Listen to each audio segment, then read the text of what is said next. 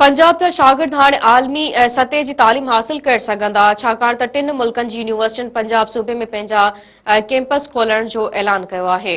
बर्तानिया, कागिस्तान ऐं ॾखण कोरिया जे नाले वारी यूनिवर्सिटियुनि पंजाब सूबे में पंहिंजा कैंपस क़ाइमु करण जो फ़ैसिलो कयो आहे। यूनिवर्सिटी ऑफ लंडन समेत बर्तानिया जूं 4 यूनिवर्सिटियूं पंजाब में पंहिंजा कैंपस खोलींदियूं। उन खां अलावा काज़ाकिस्तान जूं मुख्य यूनिवर्सिटियूं ऐं कोरिया जी यूनिवर्सिटी बि पंजाब में कैंपस क़ाइमु करण ते मुतफ़िक़ थी वियूं आहिनि।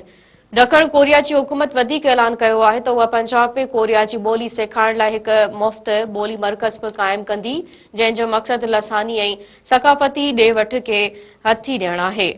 पंजाब जे तालीमी माहिरनि चवणु आहे त सूबे में आलमी यूनिवर्सिटियुनि जे कैंपस जी मौजूदगी सां शागिर्दनि खे आलमी तौर मञियल निसाब, जदीद तदरीसी तरीक़ा ऐं आला अकेडमिक मयार हासिल थींदा, जंहिं सां पंजाब में आला तालीम जे मजमूई मयार में नुमाया सुधारो ईंदो।